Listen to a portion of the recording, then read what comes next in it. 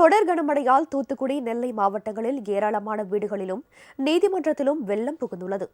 பரமக்குடி அருகே கண்மாயில் உடைப்பு ஏற்பட்டு குடியிருப்புகளை வெள்ளம் சூழ்ந்து வருகிறது.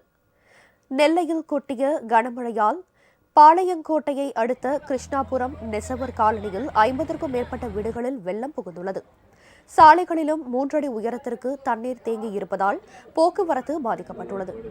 நெல்லை டவுன் காட்சி மண்டபம் பகுதியில் சாலை முழுவதும் மழைநீர் குளம் போல் தேங்கியதால் வாகன ஓட்டிகள் சிரமம் அடைந்தனர்.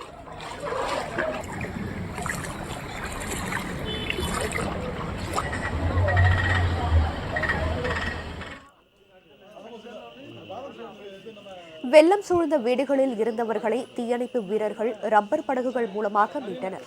குழந்தைகள், கர்ப்பிணி பெண்கள் உட்பட 40 பேர் மீட்புக் குழுவினரால் மீட்கப்பட்டு அங்கிருந்த தனியார் திருமண மண்டபத்தில் தங்க வைக்கப்பட்டுள்ளனர். கனமழை காரணமாக தூத்துக்குடி சத்யா நகர், ஜெயிலானி தெரு, ரஹ்மத்துல்லாபுரம், சத்திரம் தெரு உள்ளிட்ட பகுதிகளில் வீடுக்குள் மழைநீர் புகுந்துள்ளது. இதனால் அங்குள்ள மக்கள் அவதிக்குள்ளாகியுள்ளனர்.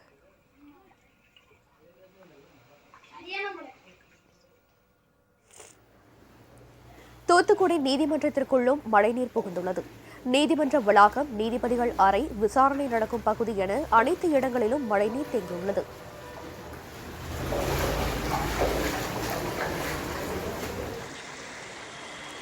தூத்துக்குடி மாவட்டம் ஏரல் குறும்பூர் சாலையில் பெருக்கெடுத்து ஓடிய வெள்ளத்தை சைக்கிளில் கடக்க முயன்றவர் தண்ணீரில் இழுத்து செல்லப்பட்டார்.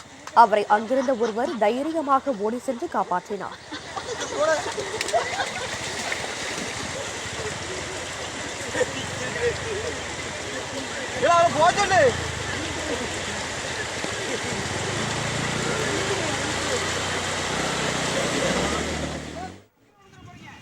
தூத்துக்குடி ரயில் நிலையத்தில் மழைநீர் வெள்ளம் புகுந்துள்ளதால் ரயில் சேவையில் மாற்றம் செய்யப்பட்டுள்ளது. அதன்படி தூத்துக்குடி, திருநெல்வேலி சிறப்பு ரயில் முழுமையாக ரத்து செய்யப்படுகிறது. சென்னை, மைசூர் ரயில்கள் தாமதமாக புறப்பட்டு சென்றன.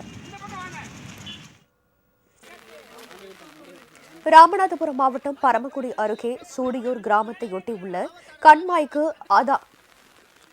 அத்தானூர் தடுப்பணையில் இருந்து உபரி நீர் அதிகளவில் திறந்துவிடப்பட்டது.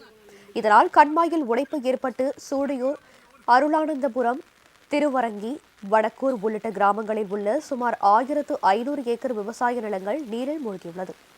அதிகாரிகளிடம் முறையிட்டும் நடவடிக்கை எடுக்கவில்லை என அப்பகுதி மக்கள் ஆதங்கத்துடன் கூறினர். கிட்டத்தட்ட இந்த மழையை பொறுத்த அளவுக்கு உடஞ்சிச்சுன்னு சொன்னா கிட்டத்தட்ட 1500 ஏக்கரும் காலியாகும். சூடியூர், அருளாந்தபுரம், சூசைப்பட்டி, பள்ள நடும்பிலே குடியிருப்பு முதற்கொண்டு அப்படியே அழிகிற சக்தி இருக்கு இந்த மழை உடைச்சா. ஆனா அதிகாரிகள் இதை எப்படின்னு பார்த்து உடனடியாக அரசாங்கத்துக்கு தெரிவிச்சு இதை சிறப்பாக எங்களுக்கு செஞ்சு கொடுக்கணும். இல்லைன்னு சொன்னாக்க இந்த ஏல வாழையில நாங்கெல்லாம் சாக வேண்டிய வழியே இல்லை. கடலூர் மாவட்டம் திட்டக்குடி பகுதிகளில் பெய்த கனமழையால் கோழிக்கூர் கிராமத்தில் கூலி தொழிலாளர்கள் துரைமுருகன், தங்கராசு ஆகியோரது கூரை வீட்டின் சுவர் இடிந்து விழுந்தது.